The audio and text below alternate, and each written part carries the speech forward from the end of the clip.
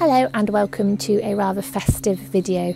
Now it's currently 3 days into the big day, and like usual I have left my wreath making to the very last day.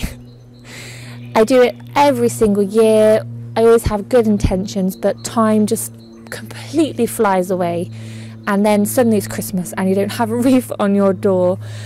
So it was about time that I made one. I've gone for something a little bit more different this year. This isn't your traditional wreath. If you want to make a more traditional wreath for your door, then there is a video on my YouTube channel. I'll put a link in the description, because I made one last year and I did a little video. So yeah, this isn't your traditional wreath at all, but it's something so simple and so easy to make, and it looks as good as a wreath, if I do say so myself. But basically what I've done, I've gone round the garden at home to forage for bits of foliage and interesting seed heads and things. The allotment doesn't really have anything to offer this year, unfortunately, but the garden at home was good. It did good. So we have a bay tree which has grown out of control, and it really needs a good prune, and it's on the list of things to do. But it's quite good actually, because I tend to always make my wreath from the really long stems of the bay tree, so it's not all bad, but it does need a good prune.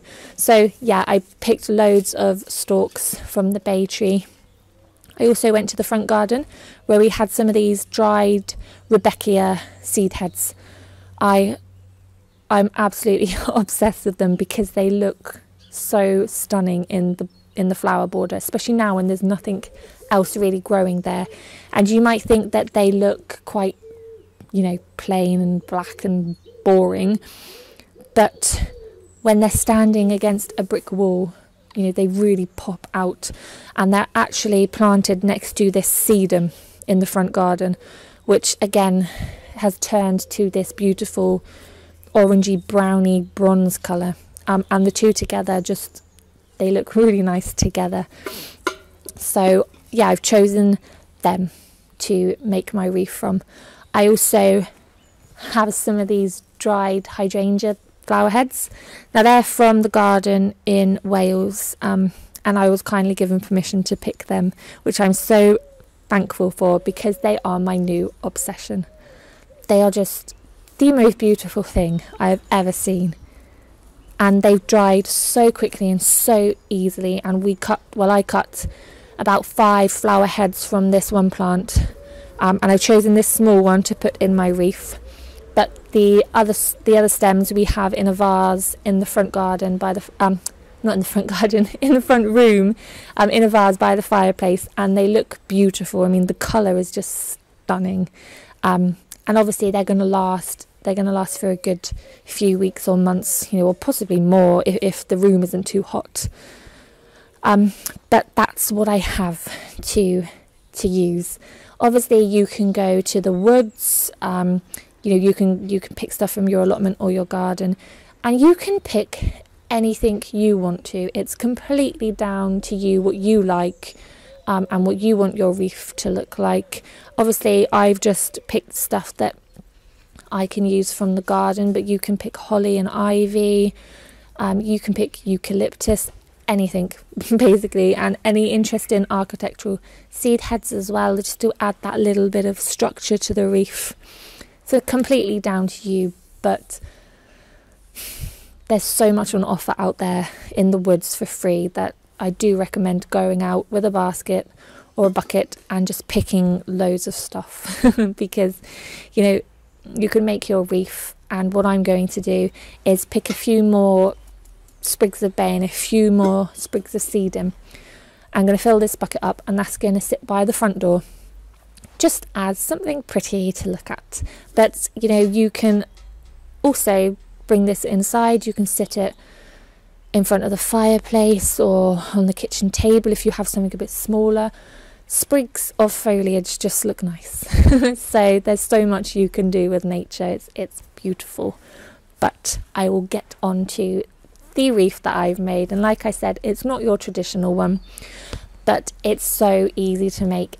And what I'm going to call it is a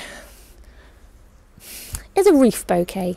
Let's call it a wreath bouquet, because that's basically what it is. It's a bouquet. And I'm just going to hang that on the front door exactly the same way as you hang a wreath. So I've cut a nice long bit of twine to hang on the door. We have a screw on the top of our door rim, which we can attach our wreath to. Or should I say wreath bouquet? But like I said, it's so easy to make. All I've done is laid out my sprigs of bay, and then I've placed on the dried rudbeckia on top along with the sedum, and then I've popped the hydrangea at the top there just to add that little pop of colour. And I've tied it at the top using some rustic garden twine, which every gardener has in their shed. And to make it look a little bit pretty, I've just wrapped it around loads and loads of times so it's nice and chunky. And then I've looped around a long bit of twine just to hang. And it's so simple, so easy, but I think it's going to have the exact same effect that a wreath has. So if you are like me and you struggle to find any time to make a wreath this year, then try something a little bit more different. Obviously, again, it's down to preference. I like things quite rustic and quite wild looking, so I'm really in love with it. And I think it's going to look beautiful on the front door.